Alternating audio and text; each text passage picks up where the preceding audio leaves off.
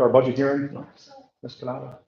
Good evening, welcome. Tonight we have our school budget hearing. In addition, we have representatives from the library that will speak a little bit about their budget. The budget will also be presented here at school on May 20th, and voters will have the opportunity to vote alongside school budget for elections and after elections that night. So we will start with the schools budget hearing. To begin, New York State Education Department requires that we hold our budget hearing no earlier than 14 days, but no less than 7 days before the annual budget vote. Our annual budget vote is this May 20th. It provides our district residents with an overview of our proposed spending plan in the three parts that we are required to put in: administrative, program, and capital. Tonight, we'll talk about the tax levy calculation and the limit. We'll also inform residents of exactly what they'll be voting on when they come out on May 20th. And it's our opportunity to keep taxpayers informed of changes that may impact the school budget. To begin with the 30,000-foot view, our expenditure comparison from last year to this year in 24-25, we had an adopted budget of $12.4 million. And this year we are going out at $12.9 million, which is a difference of about $521,000. And it would be a 4.19% increase in spending. This plan allows us to take control of our district's pre-K program and continue that. The district will now run that program. It will allow us to update our science kits and math curriculum, which are all part of our strategic plan. It meets all of our contractual obligations. And then last but not least, it maintains all of our offerings, both instructionally and extracurricular for our students. The three parts that we have to break the budget into are program, administrative, and capital. I would note that the increased percentages are not necessarily straight spending increases. What those actually are some shifting of line items across these three components. Joanne really went through the budget this year with a fine-tooth comb and made sure that everything was coded exactly where it's supposed to be coded. So she did make some changes. Particularly, she had to shift some things into the capital portion. So we're going to start with the program portion. We're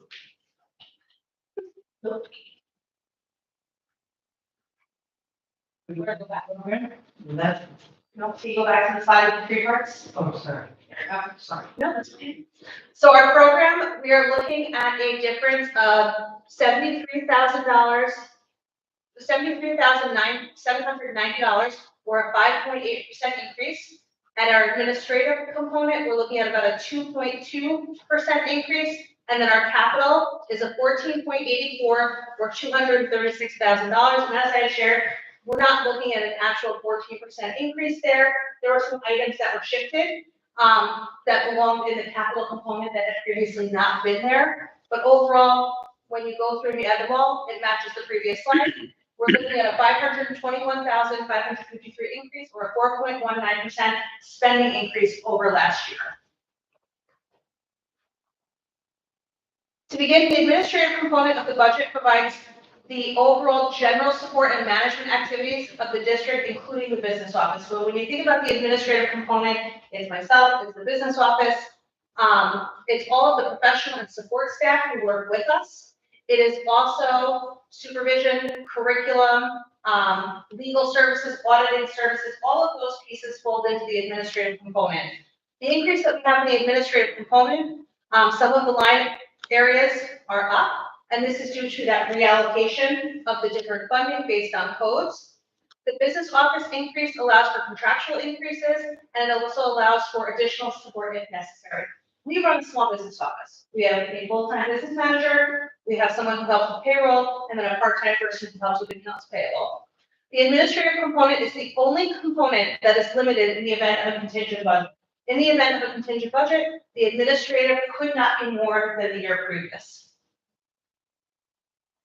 When we look at the breakdown, in particular, there's a couple of things that we'll take a look at. Some of the percentages are large, but that's really because we're dealing with rather small numbers. They're not big dollar increases. So our board of education line, district clerk and meeting are remaining flat.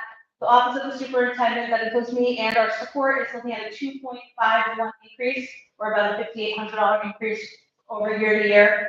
Business office is actually down about $10,000. We've had some shifts in our business office.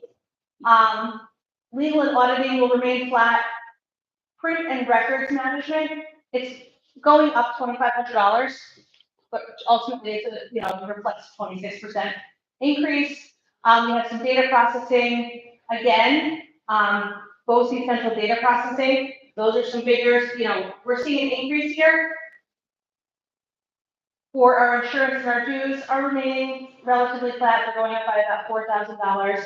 Administrative costs and service and planning. Some of these items are really outside of our control for some of the increases, but we're looking at an overall increase of 5.80 or $73,791. And again, there's some reallocation that is happening in there. We're not looking at just a flat increase year to year on dollar-to-dollar spending for each of these categories. When we look at the program component, this is all the expenditures that directly relate to the students of our district, inclusive of their teachers, their benefits, the professionals that directly and indirectly support our students, tuition for all of our instructional programs. This is where you find tuitions for our high schools. And it also includes all of our transportation, interscholastic, clubs, activities. Those are all found here. The increase in this area is really due to contractual obligations, transportation increases. As I said earlier, the district will now assume expenditures for the pre-K program. Colony Youth Center was previously running our program. They are no longer able to commit to doing that, so we will do it ourselves as a district. We get grant money, but it does not cover the cost of salaries and benefits for the two people who work within that classroom. There are some assumptions for contractual obligations for transportation, and health insurance are also included here. We will have continued implementation of our ELA curriculum that we adopted. We are looking forward to math changes and then also some updates along with our science kits. When we look at our program component, when you look at teaching regular schools, that's up 2.54%. Our programs for students with disabilities is down a little bit.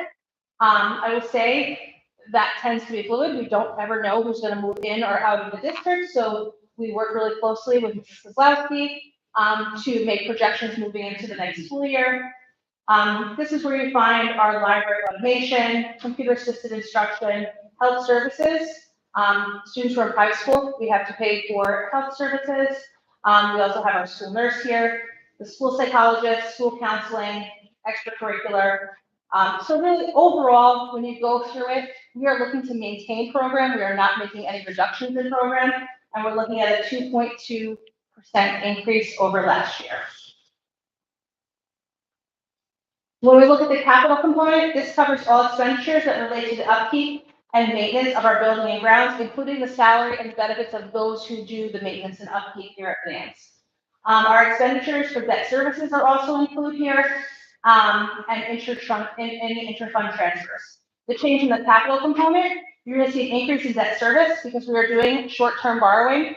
We just finished our project from last summer. We want to borrow what we actually have to borrow. We were waiting on some grant money to come through for the paving, so we did some short-term borrowing. Once we have our final numbers, then we'll move into some long-term borrowing. Again, we're looking to only borrow what we need to borrow. We do not want to borrow more than we have to. Our funds there's funds that are also included to repair some of the concrete out front. Some of our sidewalks have sunk. There's some trip hazards, and some of them have deteriorated over time just because of the salt and the products that we're using to clear the snow over the winter months.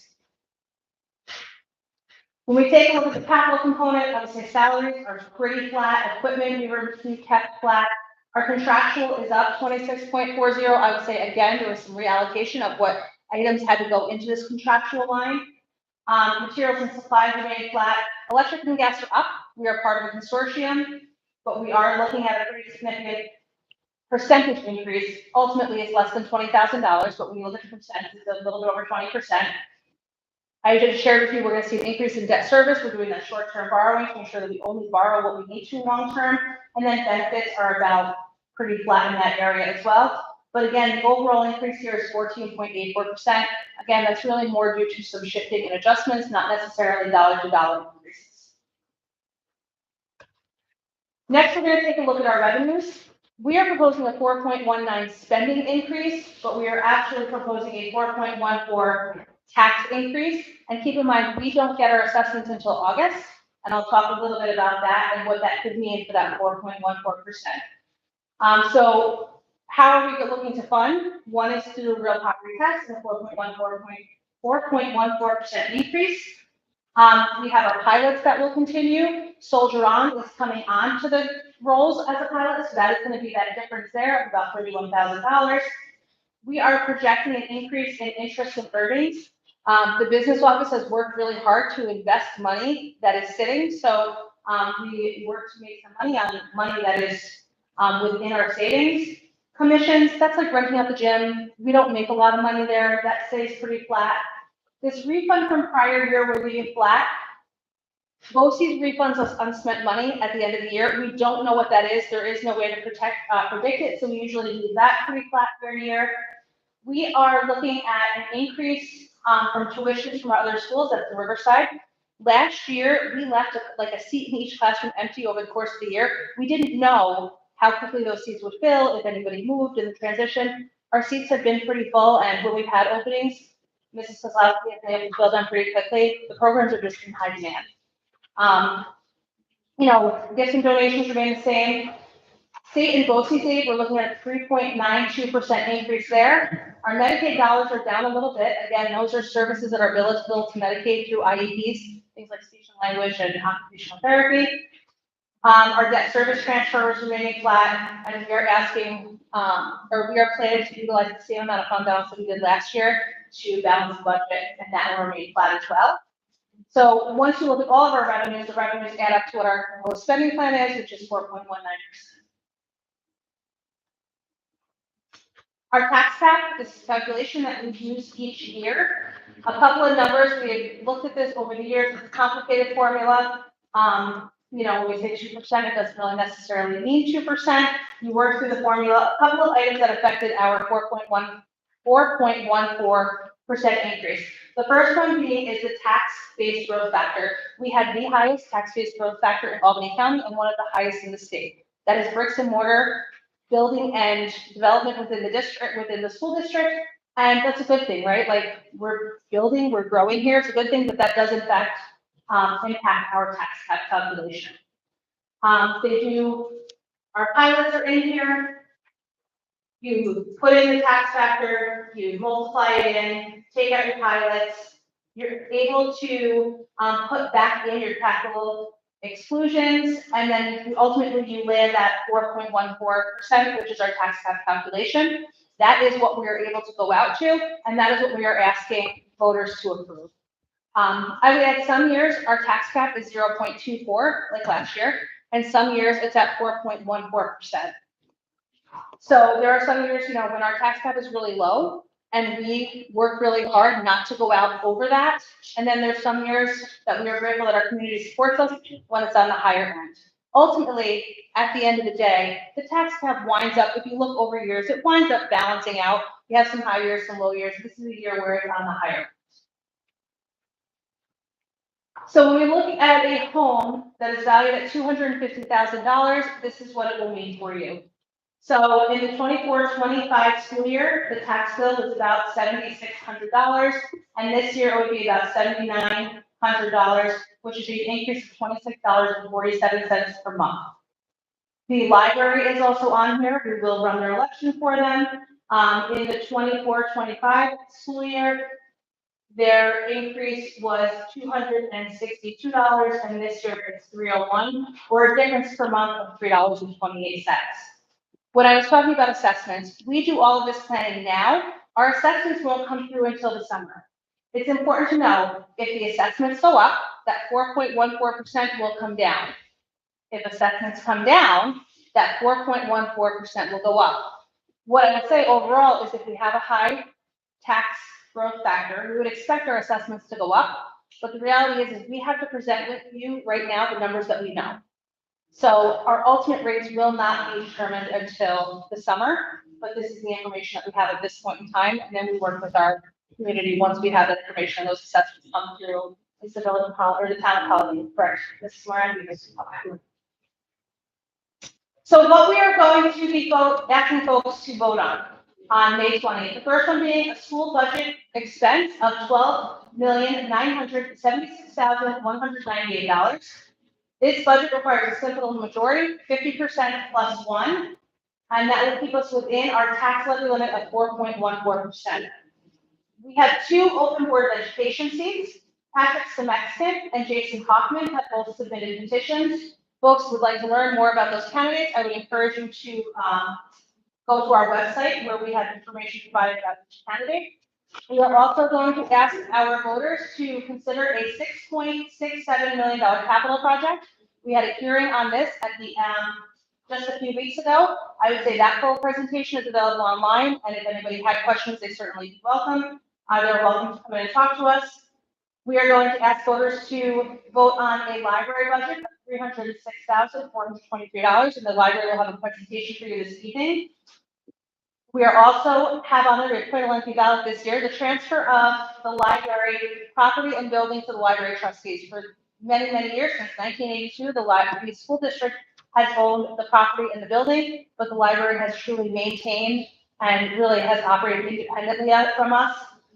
We are looking to transfer ownership to the library for $1 so that they have some more autonomy to do what they would like to do over at that building. Our partnership will continue. We will still do their budget, their elections, their tax collection. It really will just give them the ability to own the property and to be able to do what they need to do a little bit more easily. And then there is also one open library trustee seat, and one person has submitted a petition for that, Diana Kraus. And I'm sure the library will speak a little bit more about that in just a few moments. If the vote is not successful, so if we put our vote out and do not get 50% plus one, the district has a couple of options. We could put the same or an amended expenditure budget up for a revote. We have the ability to go directly to a contingency budget, which would not require a revote. After two unsuccessful budget votes, the district would have to go to that contingency. So we put it up, we can put it up. Once we have two unsuccessful votes, no matter what we have to do with the contingency. And the piece of the contingency is that the tax levy cannot be greater than the previous year. It has to be a 0% tax increase. And ultimately, that would put the responsibility on us to review expenditures and reduce our budget by $316,451. So what we would ask now is encourage family and friends to vote Tuesday, May 20th from 12 noon until 8 p.m. here at school, right out in the district lobby. You can also request absentee or mail-in ballots, and they can be obtained directly from their district clerk, which is Ms. O'Connell. You can call her at extension 101, or you can send her an email. Absentee ballots must be received in the district office by 5 p.m. the night of the vote. If you're going to put them in the mail, you need to get them in sooner, but you can bring them up until 5 p.m. and hand them directly to our district clerk the night of the vote with absentee ballots. Our district clerk is Trish O'Connell. Her email, toconnell@manans.org. You can also reach her at extension 101, and she can get folks any absentee ballots that they may need. So overall, that night, we'll have a lengthy ballot. It's going to be a budget vote, 2 board seats, our capital project, our library vote, and their board election. And then we will also look at the transfer of the library property. They are in person here at Manans School District Office entrance. We'll have plenty of parking available that will be clearly marked for folks as they come. Questions or comments from the public? Anything online? Okay. I would lastly add that tomorrow our budget newsletters will go in the mail. So I would ask folks to keep a lookout for that. Our budget newsletter not only explains our budget, it tells some of the great things that we're doing here and has some information about the library transfer and the capital project as well. We have printed materials on the side for anybody who would like to take them with you as well, and all of that will be available online. So thank you. And then the library has their information for you. Feel free to come on up. Thank you for being here tonight. Thank you.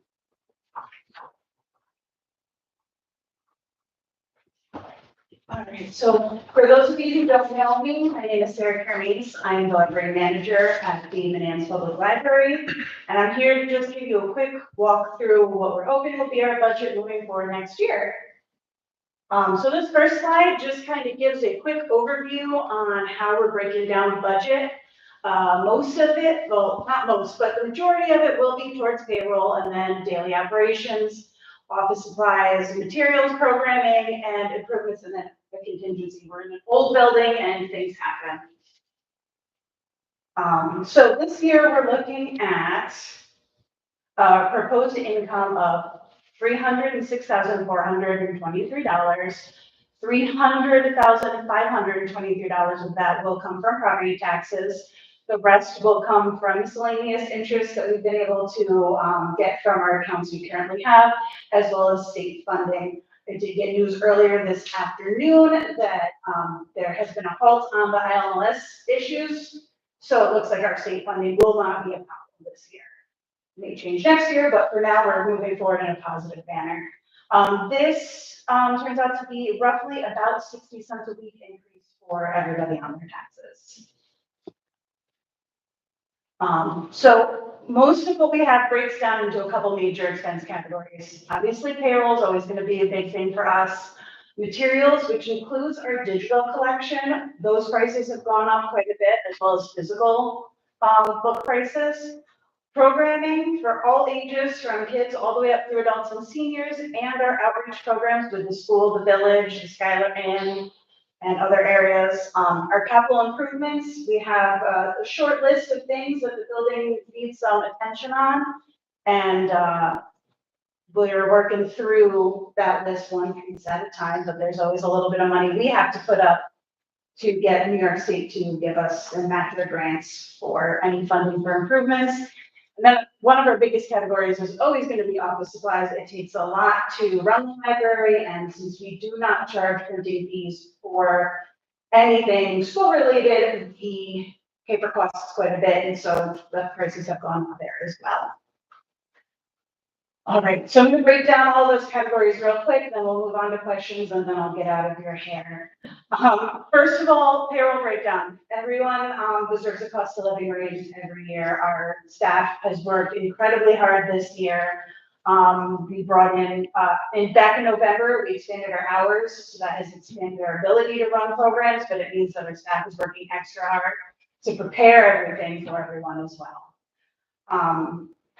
We're also putting into the budget some substitute library assistant coverage. We have a fantastic library assistant that came on in January, but that brings our total staff up to 3, and myself, Miss Sherry, and Dan.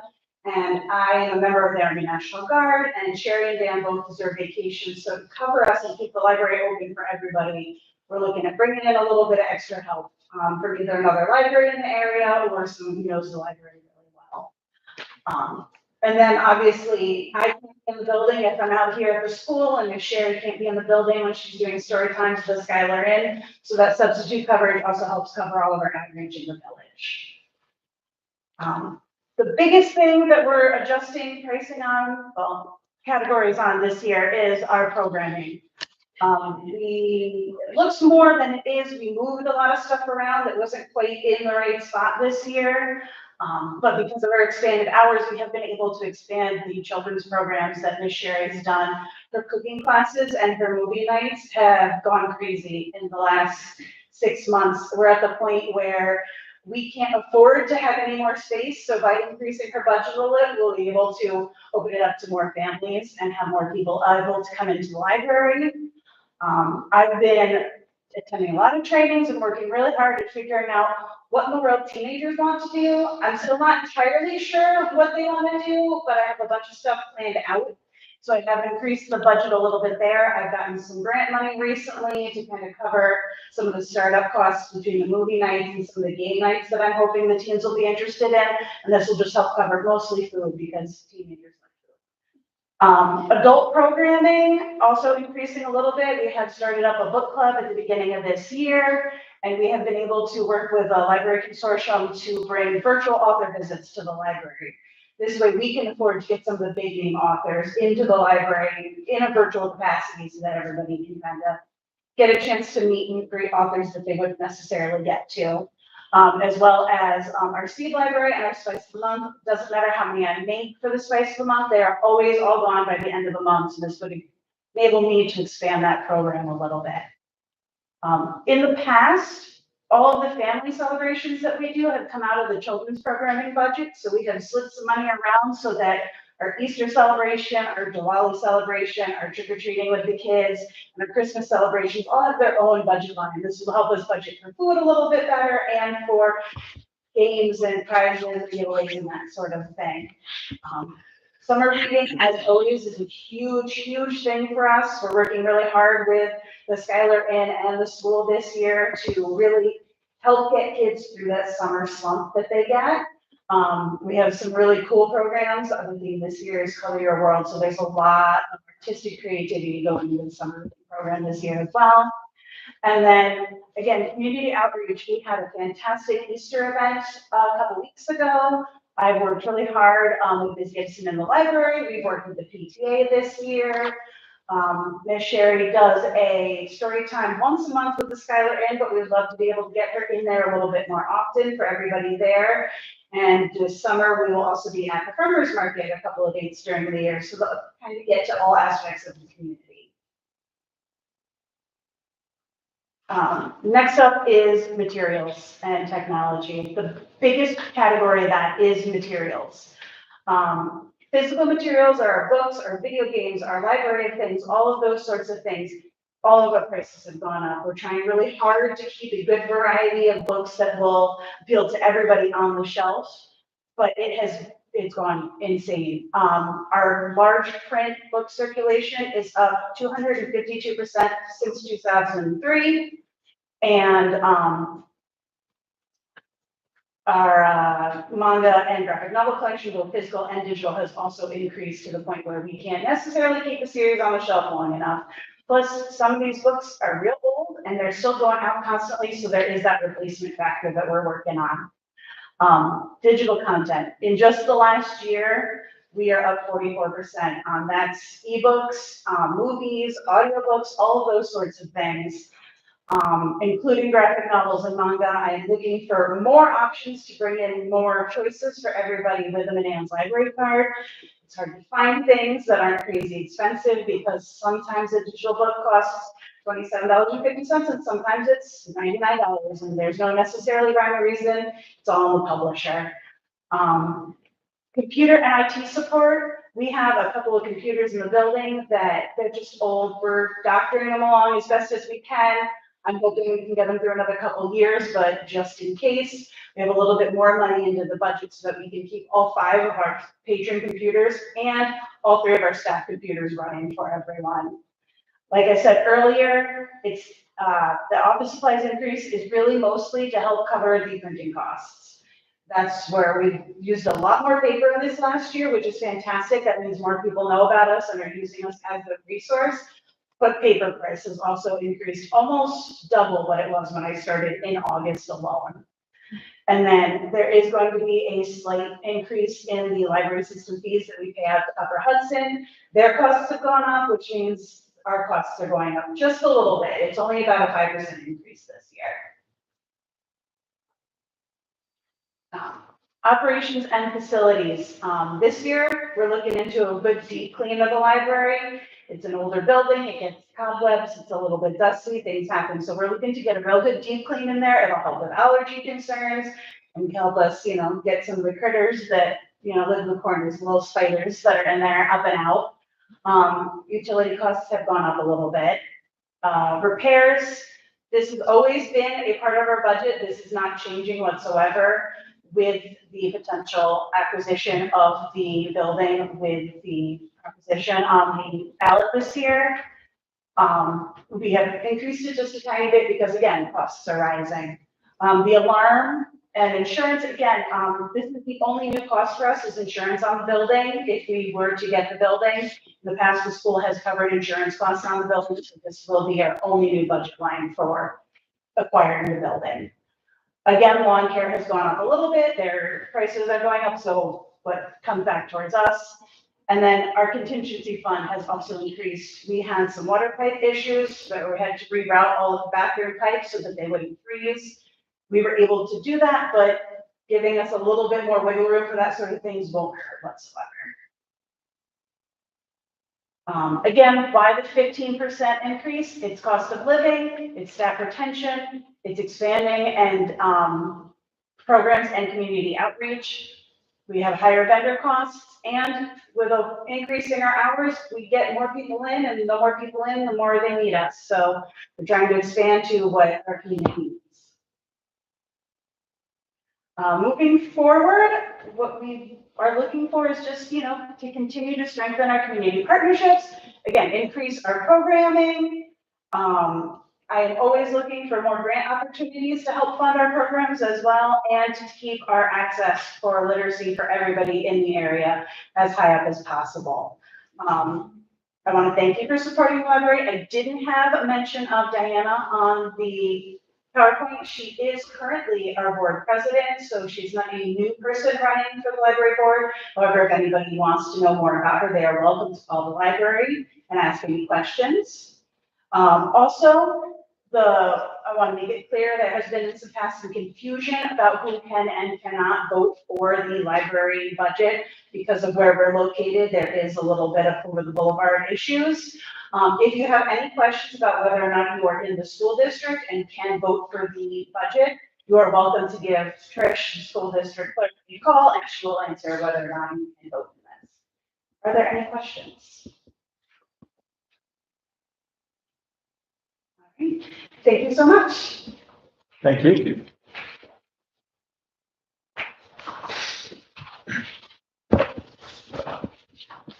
It's 7:04. We'll call the regular meeting to order, please. Can I get a motion to enter public session? I'll make a motion to enter public session. Second. All in favor? Aye. I haven't heard back from Alongo. Roll call, please. Mr. Hackett, Here. Mrs. Jasper, Here. Mr. Luke, Here. Mr. Smith. Everyone rise for the Pledge of Allegiance, please. I pledge allegiance to the flag of the United States of America and to the republic for which it stands, one nation, under God, indivisible, with liberty and justice for all.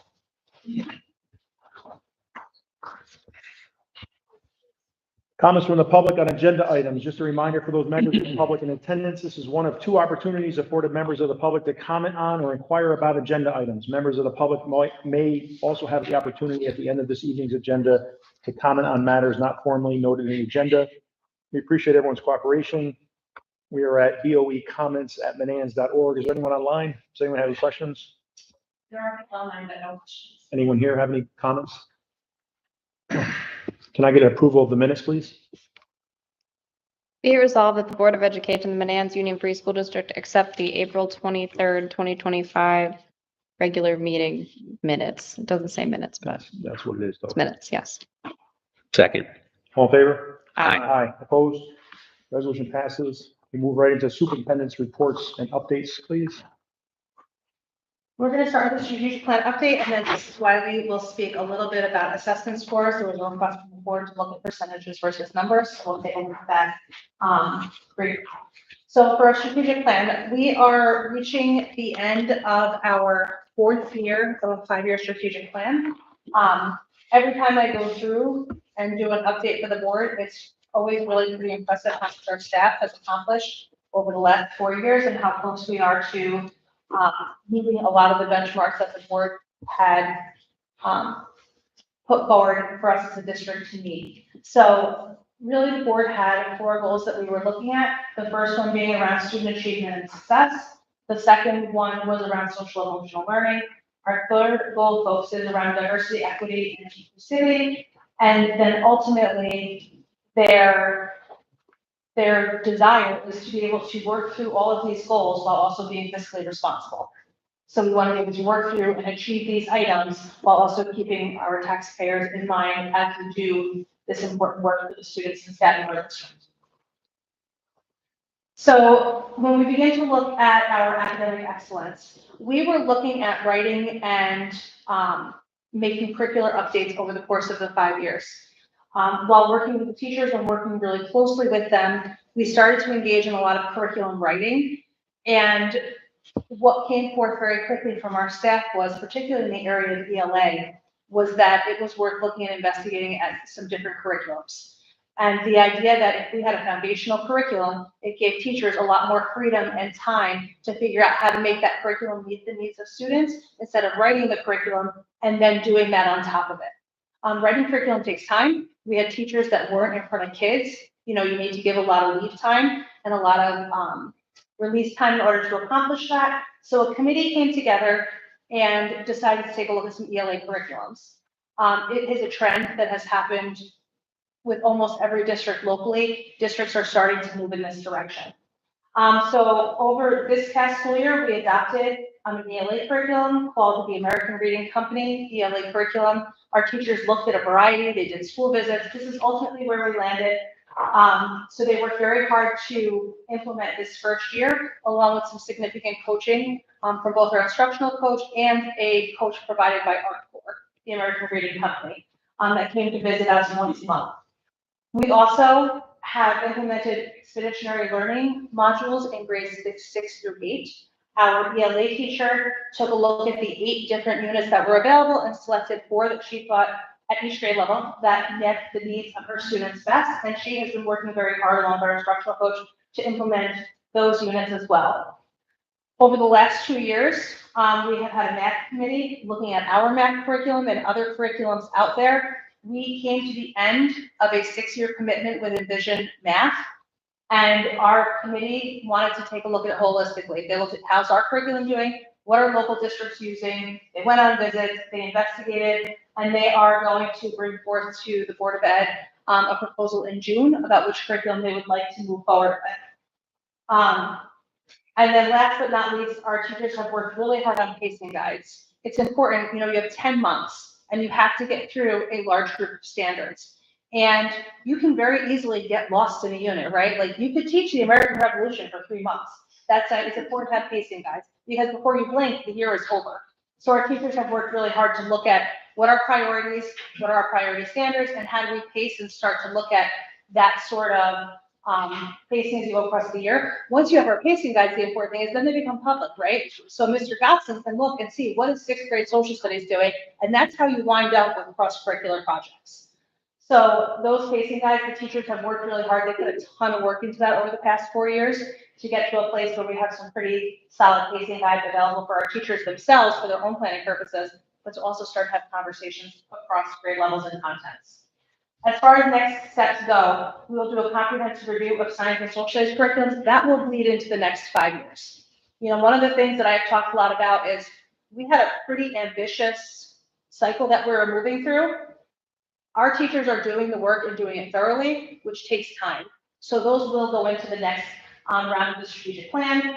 We will continue to develop curriculum in our special area teachers. Our special area teachers worked together a lot this year on curriculum. We're looking at the implementation of a new math curriculum. And now that we had had a year in our ELA curriculum, now our teachers are going to look back at what we had for our phonics programs and our assessments. And next year is really going to be the year of starting to bring together, right? So your teachers felt it was really important in K-5 to implement this new curriculum with fidelity, right? You have to know what it is before you can make adjustments and see what we have to figure out. So that would be what they'll be tasked with doing, looking into this summer and then next school year. When we look at outcome 2, we spent quite a bit of time looking at learning targets. It's around clarity of instruction. Our teachers have done an excellent job in that. We've been out in classrooms, we see what they're doing. You know, looking ahead, we'll be looking to prioritizing learning targets to support tier 2 students. If everything matters, then nothing matters, right? So when our kids are struggling, we have to look and say, what are the priorities? What are the things that are really going to move kids? So we'll be looking at those things. For outcome 3, we'll be looking at, we have developed and implemented the multi-tiered systems of support. It's how do we help kids who are struggling academically and socially and behaviorally. Mrs. Kozlowski worked with a pretty big committee of teachers across all different subject areas, all different jobs within the building to come together and create a multi-tiered system of supports to talk about how we're going to support our kids both academically and social emotionally. For them, really, their next steps are going to be to review trends and make adjustments. we have a nice solid foundation for that. So really next year in a lot of areas, it's gonna be looking at what have we done, how do we refine, how do we make it better, and how do we adjust for the kids who are in front of us.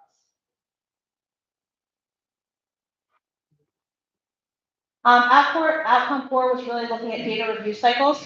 We now use our faculty meeting in October, February, and June, and we look at our data. We look at who's succeeding, who's doing well, who do we need to maybe make some adjustments for, and we look at that across many subgroups. We look at males versus females, we look at race, we look at students with disabilities, we look at students' socioeconomic status, we look at their E&L needs.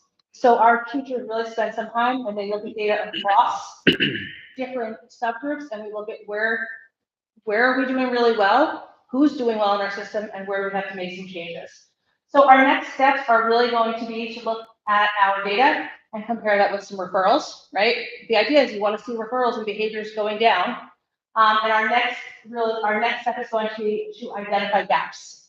Because sometimes when you see trends, you may have a gap in your curriculum. It might not be that kids can't do it. We just may not be targeting that specifically. So we'll be looking to address gaps as we look forward as well. We'll look at social emotional learning. It feels like a lifetime ago, but all of our staff at the time went through Life is Good training, that is trauma informed care. And then there was some self-care that was included in there as well. All of our staff upon hire are trained in responsive classroom. If they are hired after the last week-long institute that is offered, they go that following June. So it is one of the requirements upon hire here is that you attend that 4-day course. So our staff that is here are trained. We have a few new staff who are signed up for the training beginning in June. And we've also taken the next steps of identifying staff. There's an advanced course. So we're actually at a place now where we're ready to exceed the strategic plan. We have a group of teachers who are interested in taking the advanced course over the summer and becoming leaders in the area of responsive classroom within our building. We have had for many years dedicated morning meeting times, advisory times are in place and regularly used. Fly 5 is implemented, that's our social emotional curriculum in grade K5, and advisory, and I say / community circles. We've done a lot of circle work, so we've really shifted that advisory time to incorporate quite a bit of the community circles in grade 6 to 8, because that time is daily before lunch for 15 minutes. Our next step, again, is to look at our behavior data from 22 until now. We look at suspension, we look at time out of class, we look at office referrals versus classroom referrals. So those will be our next steps as we look at next week. Outcome 2, we did a communication survey. There was quite a bit included in that. We were hearing from our families, they weren't hearing from us enough. We didn't know if that was a district level, a classroom level, a teacher level. So we did a survey to find out where did we need to improve. And one of the things that we did was we transitioned our communication to one platform. You know, one parent might email, a different teacher might be messaging through Class Dojo, another teacher might use phone calls. So we really transitioned parents first, streamline a lot of our communication. That is something that our community wanted from us, and we've worked really hard to do. We have monitored usage over the course of the year. We get weekly reports for the different subgroups. And I would say overall, our staff and our school communication, I believe, is up quite a bit. We trained our staff.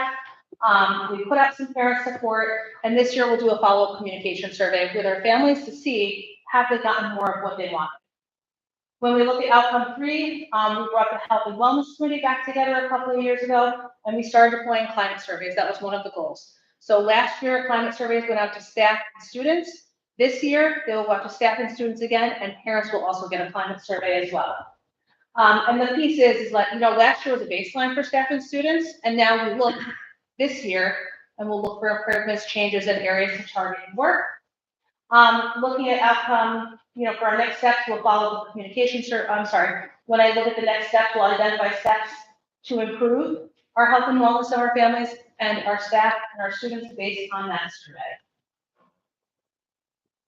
Outcome 4 was really, we have added staff over the last couple of years. We have a full-time school counselor. We have a social worker. We have a school psychologist. We have a school nurse. We have a coordinator of pupil personnel services. So it was really important for that group of people to get around the table and say, like, who does what? And then the next piece is like letting people know who does what. So we had some shifting. They really worked hard together to figure out roles and responsibilities, because the piece that becomes complicated is everybody's all hands on deck. But after, we had to figure out how to communicate that to the teachers who are in front of them every single day. So they worked hard to clean some of that up, figure out, and we've made some shifts. You know, we've tried some things, we're like, oh, well, that didn't work the way we wanted to. So we've made some shifts and we've made some changes to land in a place where we can all work together, but we know who our starting point is in certain situations. They also do bi-weekly meetings to connect and communicate. Our school community officer, joins for the last half hour of that meeting to be part of some of those conversations. And our next steps really are to continue to monitor effectiveness and make adjustments and refinements as needed. And then goal number 3, our last goal is around diversity, equity, and inclusion. Our staff participated in a book study for culturally responsive teaching in the brain. We got some feedback from staff around that. It was a dense book, and simply doing a book study didn't necessarily garner the results that staff had hoped for. So we did some follow-up work and some sessions focused on implementation of practices and some group learning and conversations and brainstorming. Knowing that, when we looked at grading for equity, which was supposed to be our next book study, we pulled back up. And we didn't do it because, again, it was a pretty dense book. So we talked to staff and we said, all right, so what do you want? We have been sending groups of teachers out to a BOCES training that has been happening. We've been doing more article-based studies, and then asking teachers, where are they and what sections do they want to look at? And we've had a lot more success in that area. I think that's one of the pieces of the strategic plan is we have to be responsive to the people who are in front of us. So that was an area where we made some shifts, but ultimately the goal being that our grading practices start to align with practices that we know that are best in really measure learning versus compliance. Our faculty continues to work through this. Next steps for us are really going to be to identify actionable steps. Like, what are the things that we're going to change? We can learn, but how is that going to play out in grade books and really demonstrate student learning? Outcome 2 requires us to conduct bias training. We use BOCES, professional development, for ongoing training. So as we onboard new staff, they have an annual training that we can send folks to talk about bias training and to talk about creating culturally responsive classrooms. And our next steps really in that area would be an equity audit, and that will be part of the work that we will look for as we move ahead into the next year or two. Outcome 3 was a board policy review with the lens of equity and inclusion. The board continues to review policies. We are through most of our required policies.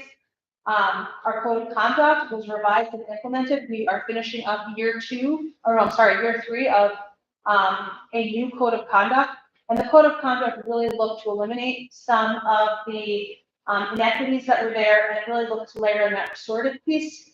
The district went through 2 full years of restorative training with Mrs. Wiley, Mr. Drexel, and Mrs. Vandenberg going through an extra tier of training.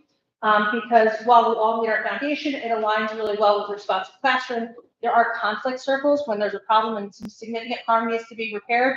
We need experts in the building to run some of those circles, and those are the folks that we went to. So we finished up our restorative practices training, and now we're really looking at implementation. We've taken a close look at our school calendar so that it reflects our community needs. For example, Eid, we have high levels of absenteeism. We do a superintendent's conference day. So students aren't choosing between honoring a high holy day or coming to school and missing content. So we've made some of those alignments with different community needs. And then we continue to review our hiring practices with adjustments. Our next step, we're going to keep reviewing policies through the policy committee. And ultimately, we need to develop some sort of bias training for an interview process that would be next on our list.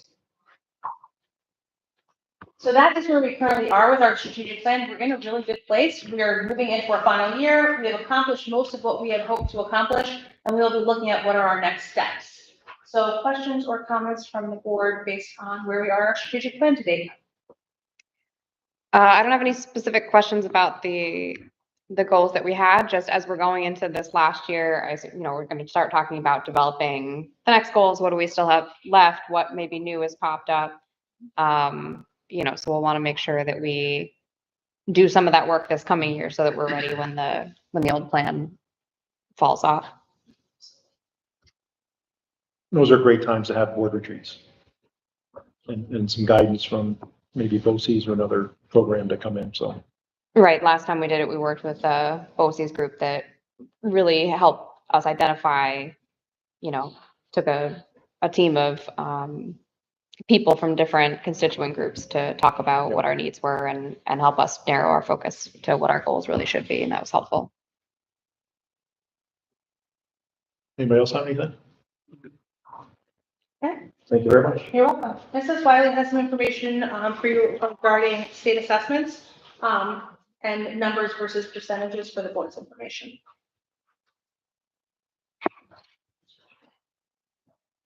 So what you'll see here is just ELA and math. So we're gonna look today at ELA and math scores, proficiency rates by numbers for grades 3 through 8 from 2024. So I'll just kind of give you an overview of what the chart looks like, and then I'll give you a second to kind of spend a minute with it. So what I did in the first column here, obviously grade levels all the way to the left, I combined 1 and 2s, and at first they were separated out. And the problem became is that in some of those columns, there was 1 student in that column or 2. And it just felt not right to, expose 1 student. 1 student gets a 3 in a certain grade. We have too small numbers to really put any 1 student out there. So we combine the 1s and the 2s, so we can see that number, and then the 3s and 4s are separated out. Our proficiency rate is the 3 and 4 added together. So that's our numbers at this moment. Again, well, just kind of, my eye always goes to 8th grade. We had such very low numbers there. So that's a little bit of a tougher to get a good feel on, but that's our numbers for 8th grade are pretty low. Math we'll see is even lower because they did the algebra. So we'll see even less kids. I just want to give you a minute with the numbers just to take a look and see if there's any particular questions around those.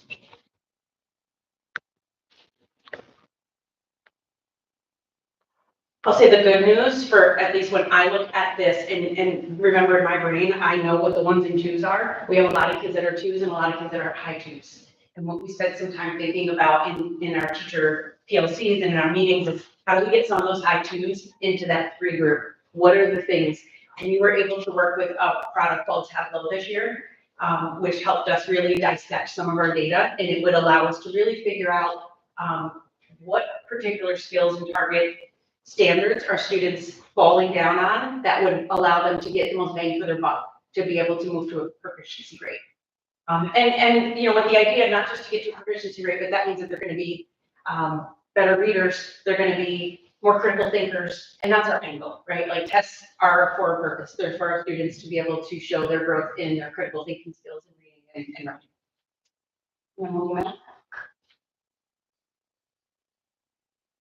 So here is our math numbers, same idea, 1s and 2s, 3s, 4s broken out, and then our 3, 4 combined.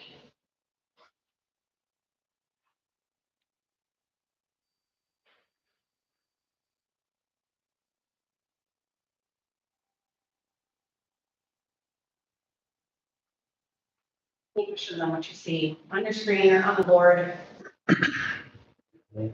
I have a couple questions. One is, so this year they started algebra in 7th grade, right? They started advanced, so Advanced 7th math. grade is advanced, yes. Okay, but they're So still, they're gonna learn some of the 8th grade skills in 7th grade so that when they go to algebra, they're truly taking a 9th grade course. Up until this point, what Ms. Perfetti had to do is bury the 2 in together. So if you took algebra, you had to try to fit 8th grade into algebra because there are some things that you need to know from 8th grade in order to do well in algebra. So she was doing like a year and a half of work in 1 year. This year, what we did is try to put some kids in the 7th grade to take some of those 8th grade skills so that she can truly have an algebra course. okay, but they're not taking, I guess I was asking, are we gonna start having kids opt out in 7th grade or not? Because there's not like an end of year regions like there is in 8th grade. No, yeah, no, Okay. they won't take the regents or anything in 7th grade. They will they'll take the regular math test, Okay, Yeah. and then in 8th grade, this year kids are not taking both also? right? They're not taking both. Yeah. So if they're taking the regions, they're not taking the 8th grade test. Okay, and then my other question was kind of more general, and I don't need an answer tonight, but we evaluate students in lots of ways. This is one of those ways. We have the NWA, we have, in class assessments, we have lots of different assessments. And I don't at all want to imply that this is the be all end all of assessing kids, but when we look at, achievement and comparing data year to year, do we expect that eventually, are we looking at these numbers and saying, are they going up? Or do we not really care about this test because it's not like the one that we use when we're judging student achievement? And again, if you don't have an answer for that tonight, that's okay. It's just, I'm gonna give you my gut instinct. I grew up an athlete, and when everyone keeps scoring forward, trying to win the game. Like, that's what I want to do. Like, we want to win the game, and the game is an indicator of the game. It's an indicator. Is it all of the game? No, it's not. Right. But it's an indicator of the game. So do we want to grow them? Absolutely. I think that there are important pieces in this test that allows us to, because it's standardized, we're able to say, these are the standards that were practiced in this way, and how can we support students in the classroom over the course of time to achieve that. I don't think there's anything wrong with that. Do I think every student's a great test taker? No. Right. Some kids are not, and it's not an indicator for them. And I think the good news about having a small school, we know those kids. We can name them probably standing here, we know those kids. And we know what kids that, this is an indicator of where they're at and what we need to do to push forward. So I don't know if that's the answer you're looking for, but that's my gut instinct right now. helpful. Thank you. I would add, when we're looking at state test scores, it's the one piece of data that levels us across the state, right? Like, we use a lot of different assessments across the state. School districts conduct NWA, some people have iWriting. This is the one that kind of levels us. And what I would suggest and that we continue to do is look at trends. One of the greatest trends that you can't see here tonight, and it's to, eliminate some of the identifiable pieces, is that our number of ones on the test reduced pretty significantly last year. So kids who were scoring at a 1, a good group of those kids move up to a level 2. So this idea that we want to kind of see the flow, and when we look at some of the data through Tableau, we look at it diagonally. Like, this is how they did in 3rd grade, and then you look at it in 4th grade, and you're kind of looking for trends to see how are they growing, or, one of the trends that we often see is that we have higher proficiency rates in 3rd grade, and then over time they start to decrease. And why is that? It's important to look at that. Yes, the rigor, increases, so that's a piece. But we have to say, like, we start to see a decrease in proficiency rates, and why is that? And we have to look to try to adjust it. So those are really some of the we look for more for like trends versus like, oh, we had a 2% increase. Like, a 2% increase here doesn't really Right. No. mean much of anything, right? It's a kid moving, or, it could be a kid. So really those trends are what's ultimately be important for us.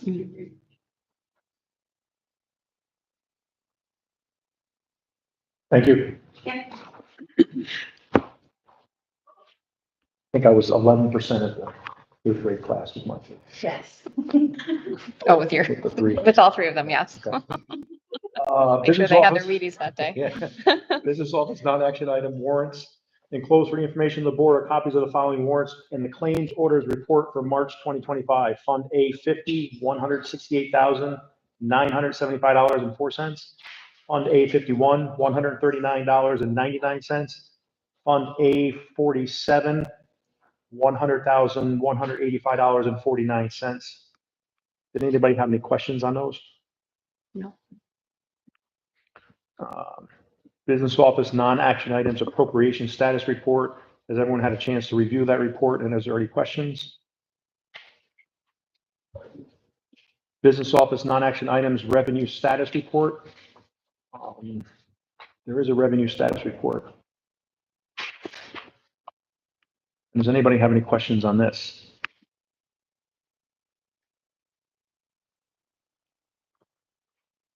We'll move into, actually, business office, non-action items, budget transfers under $10,000. Any questions on that transfer, for those transfers? Action items, A, treasurer's report. Can I get a resolution, please? Be it resolved that the Board of Education of the Manans Union Free School District approve the treasurer's report for the month of April 2025. Second. Were there any questions? All in favor? Aye. Opposed? That resolution passes. Business office action items, budget transfers over $10,000. Can I get a resolution, please? Be it resolved that the authorization of the Board of Education of the Manans Union Free School District approve the enclosed budget transfers over $10,000. Second. Were there questions on those transfers? All in favor? Aye. Aye. Opposed? That resolution passes. Business office action items, contracts for approval. Can I get a resolution, please? Be it resolved that upon the recommendation of the superintendent of schools, the Board of Education of the Manans Union Free School District hereby approves the following contract. East Greenbush Health Services Contract 2024-2025. Second. All in favor? Aye. Opposed? That resolution passes. Business office action items, donations. Can I get a resolution there, please? Be it resolved that the Board of Education of the Manans Union Free School District accepts the donations as listed. It was $250 from Buckley, Mendelson, Crishone, and Quinn Law Offices. Second. All in favor? Aye. Aye. Opposed? That resolution passes. We thank those people and companies for their donations to the district. Board of Education holiday approval for May 23rd, 2025. Can I get a resolution, please? Be it resolved that the Board of Education of the Manans Union Free School District hereby approves the revision to the 2024-2025 calendar as follows. May 23rd, 2025 will be a holiday for students and staff due to an unused snow day. Second.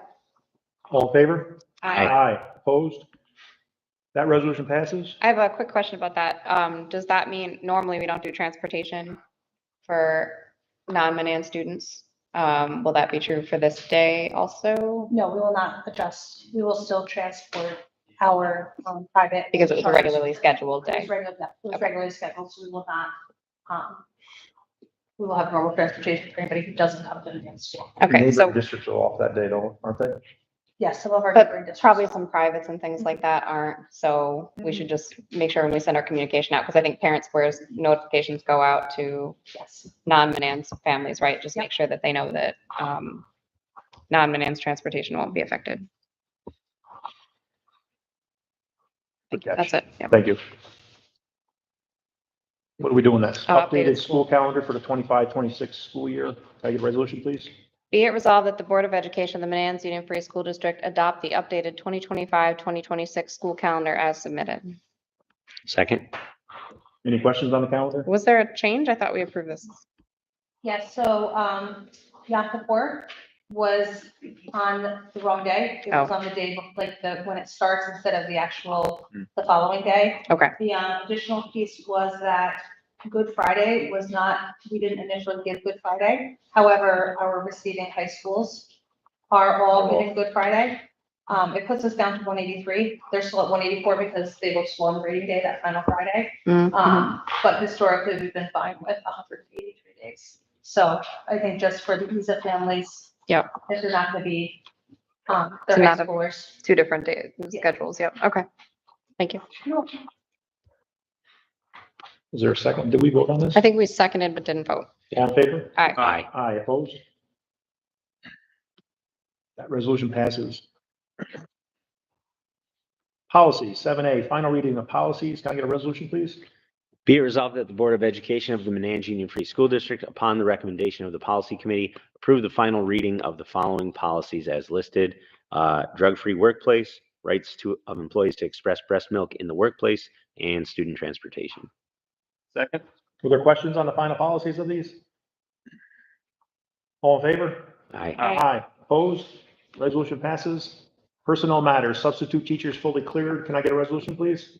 Be it resolved, the Board of Education of the Manans Union Free School District approves the substitute teachers for the 2024-2025 school year A through D as listed.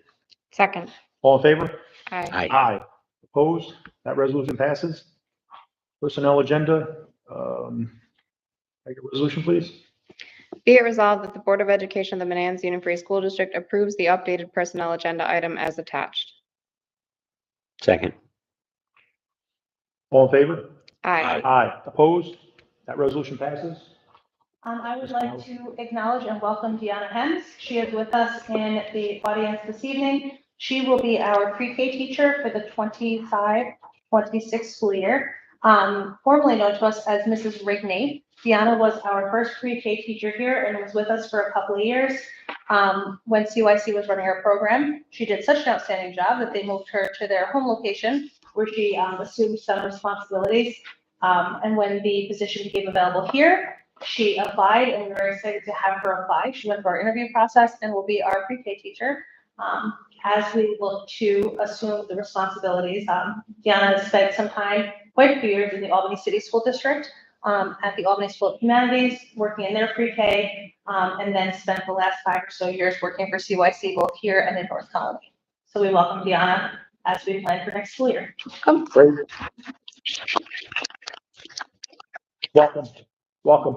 Thank you. Deanna, I would add, if you would like to join us for the rest of the meeting, feel free. But please know that most people, once they're appointed, can quietly sneak out if they aren't appointed. Although you will miss principal's comments, which are usually interesting.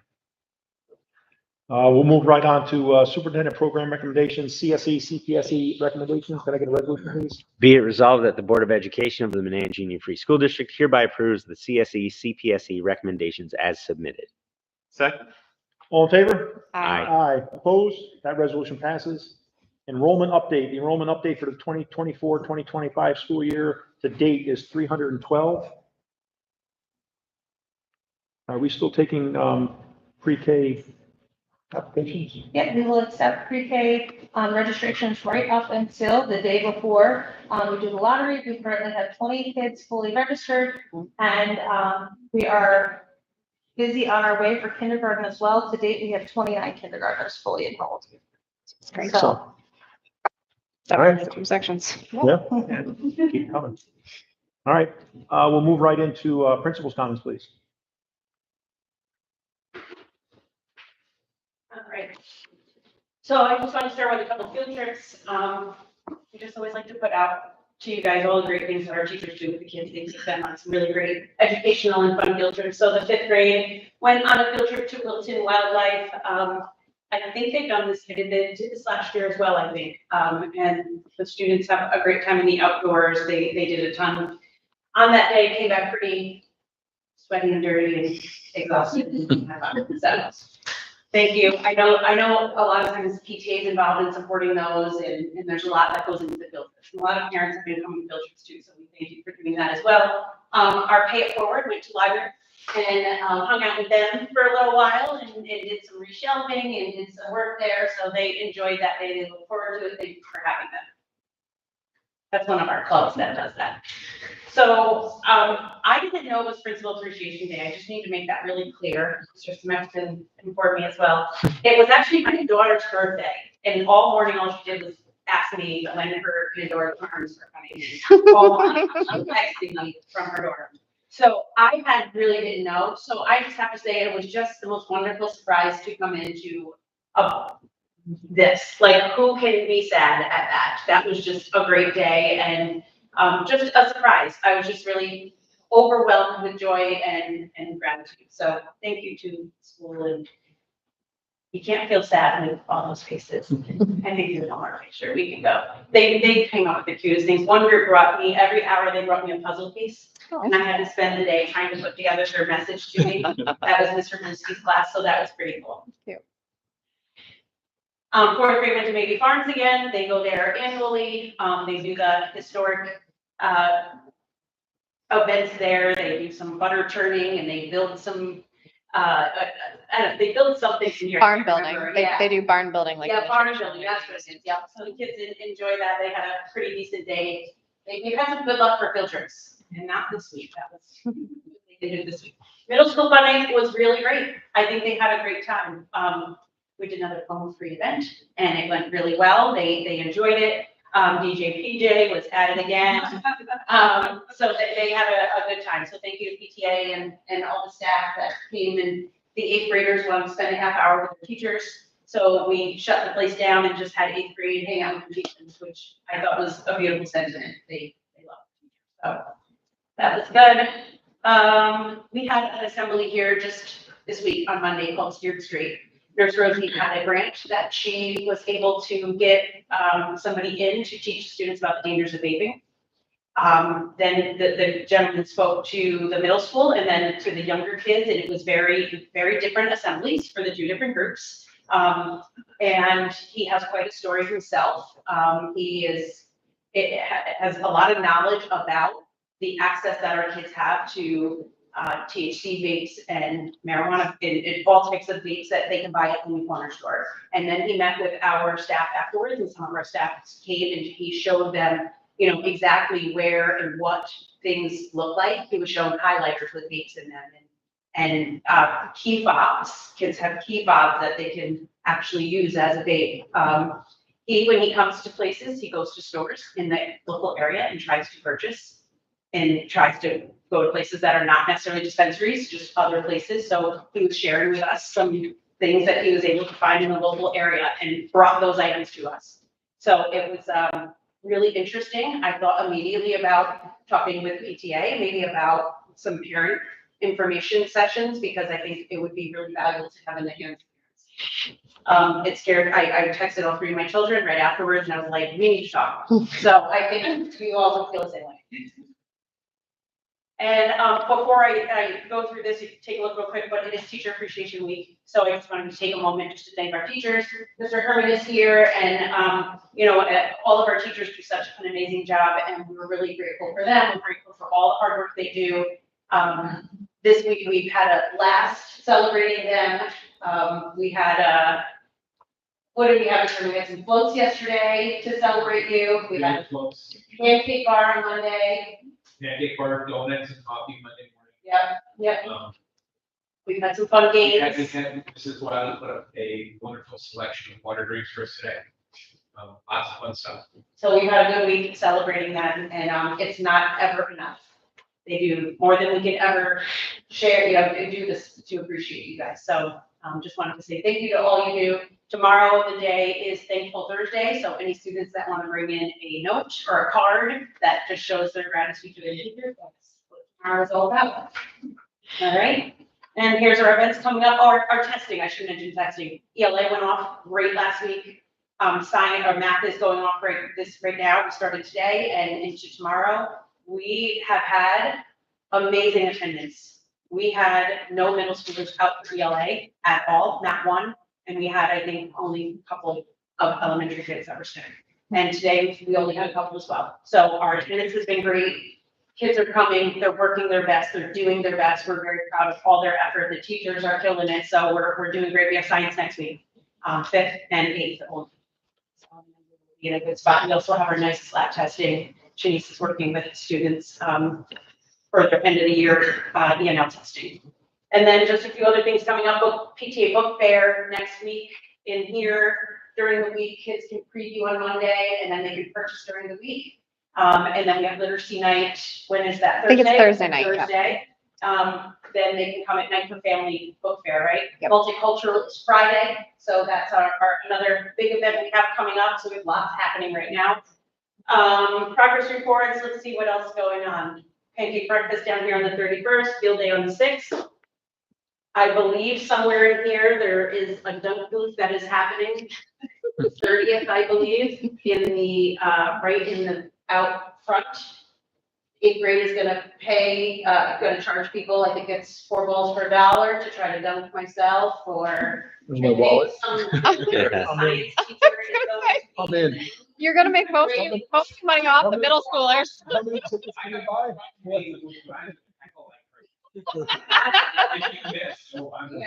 Yeah. So we have, and we're gonna put it right up front by the car so parents can come and dunk up you. We're gonna be right out there right until 3:30 when everyone leaves. The kids will have an opportunity during PE to come and dunk during that time, so. I need coverage. No, didn't work. I need. All right, thank you so much. Any questions? Thank you very much. All right. Great. Moves into miscellaneous. This part of the board agenda is for members of the board that want to suggest items to discuss on next agenda in June, or if they have anything they want to share about what's going on in the community. Anyone else? The only one I think was not the next PTA meeting, I think didn't make it onto the school calendar, but it's on June 3rd, so Tuesday. That was all. June 3rd. Yep. Also, the pancake breakfast was on there, but it's gonna be at the baseball field and not at the school. Because otherwise no one will come. Because all the kids will be playing baseball. It's on a Saturday. Saturday morning. Yeah. Perfect. Anybody else have anything? I say this every year, and it reminds me of this time of the year when it's Teacher Appreciation Week. I say it every year that I've been on the board, it's Teacher Appreciation Year. Teachers in this district go above and beyond the call of duty. And I take this time to say thank you to all of them, in all the departments at every age group. And now our new pre-K teacher can be added to that. So thank you for everyone at what they do here. If there's nothing else, we'll move into public comment. During public comment sessions, member of the community may address board on agenda and non-agenda items. The board president may limit the remarks of individual speakers to a reasonable time. Speakers must identify themselves and the topic on which they would like to make remarks. Does anybody have anything? Is there anyone online with questions or remarks? No question. Anyone in the public? I'll just say that was a good one. Tired having had a child with prejudice, pre-K class, so very happy to see that here. We know you, but thanks for identifying yourself. I just read the instructions. Appreciate you. Appreciate it. Thank you very much. Does anybody else have anything? We're going to make a motion to adjourn and we're going to go into executive session. It's not anticipated. We're taking action after executive session. You're more than welcome to hang around and we will come find you. But that is the plan. So can I get a motion to adjourn and a motion to enter an executive session, please? I will make a motion to adjourn. Second. All in favor? Aye. Aye. We're adjourned. I make a motion to enter executive session to discuss the medical, financial, credit, or employment history of a particular person or corporation or matters leading to the appointment, employment, promotion, demotion, discipline, suspension, dismissal, or removal of a particular person or corporation. Second. All in favor? Aye. We're executive session. We'll start in about 5 minutes. Thank you, everyone.